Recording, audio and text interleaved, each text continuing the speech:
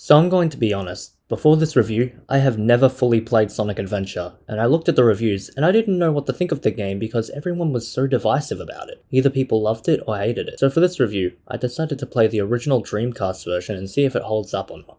So this game features 6 playable characters with their own story and gameplay.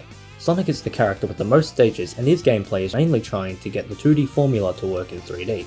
And to help make this work, they introduced a new move known as the humming attack. It's a good move, although I thought Sonic's campaign was a lot of fun.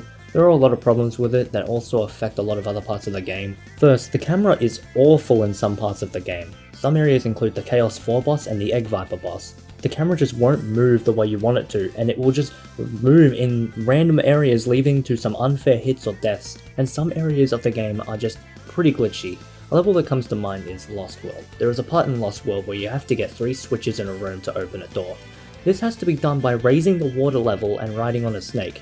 So I ended up getting all 3 switches, I get on the snake, and then the next thing I know, I clip out of the snake, which causes death. Glitches like this can also be found in stages such as Emerald Coast and Windy Valley. However, it usually doesn't cause death here, so I'll let them slide. So other than that, Sonic's campaign is actually still a lot of fun, and the glitches and stuff that I named off here don't really affect the game too much. It's just specific stages in Sonic's campaign that I don't like really, but other than that, the whole campaign is actually a lot of fun. Next up is Tails. Tails' gameplay involves racing other characters to the end by using Tails' flight abilities and the shortcuts used throughout the level. Tails is also a lot of fun. However, I wish there were just more of his stages in the campaign. Next up is Knuckles. Knuckles' gameplay is treasure hunting, looking for pieces of the Master Emerald using the radar and Knuckles' abilities in a small open world environment. Knuckles is also a lot of fun. Although like Tails, I wish he had more levels. Next up is Amy, who is the shortest campaign outside of Super Sonic. Amy compared to Sonic, Tails and Knuckles is a lot more shorter paced, and her gameplay is mainly trying to avoid capture from the Robot Zero. Amy's levels are not bad by any means, however they do tend to get a little boring. However, she only has 3 levels, so it's over pretty quickly. My only complaint would be that she feels a bit too slow, that I wish that they made her a bit faster in these action stages. Next up is Big the Cat, and I don't like him. Big is the slowest character in this game, and his gameplay is fishing for his friend Froggy, and his gameplay just sucks. First off, the camera for these fishing stages are awful, and I feel like I have no control over the lure. Sure, I can move it a little bit, but it's not very responsive, and when you get Froggy on the lure, the stages are pretty much very easy from there. However, Big only has 4 levels, so his campaign is not that long. Overall, Big the Cat's campaign it's just not fun, and it gets really repetitive easy.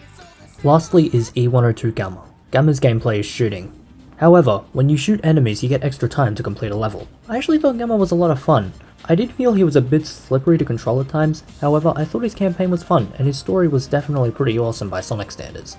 It actually felt somewhat sad at the end, and I was impressed with what they ended up doing at the end of Gamma's story. The plot of this game though was just okay. I'm not saying it's bad by any means, however I did like the tone of it. It sets the suit of the game and I do like that. One criticism I have with this game though are the cutscenes. These cutscenes are not very good due to the weird facial animations and poor lip syncing. But one awesome thing about this game is the music. The music in this game is just so memorable and fantastic. Some of my favourite music tracks would have to be Open Your Heart, It Doesn't Matter, the Egg Hornet theme.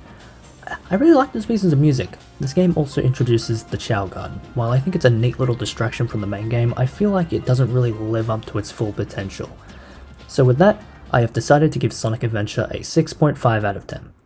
Yeah, I can understand why some of you may disagree with the score, however I can say even with all of the issues of this game, it's still decent. I think the best way to describe Sonic Adventure is fun, yet flawed. But I think we should just remember that this game came out 2.5 years after Mario 64, so 3D gaming was still new at the time, and game companies still didn't master 3D gameplay, so it's understandable why Sonic Adventure would have all of these flaws within it. And with it being so outdated as well, it just proves how good it was when the game first released in order to show off the Dreamcast when it was released as its flagship title, Sonic Adventure. Sonic Adventure was made to be a very ambitious game with lots of minigames, extra gameplay styles, and a lot more. And at the time, it was a very well received game and considered one of the best games of all time. But as time goes, its flaws become a lot more glaring and a lot of everything else just becomes outdated. And as time comes past with games becoming better in quality, it just goes to show how outdated Sonic Adventure actually is today. But with that being said, Sonic Adventure to me is still a fun game, even with a lot of the flaws holding it back. I'm definitely not blind to see them, but with that, I would definitely give Sonic Adventure a 6.5 out of 10.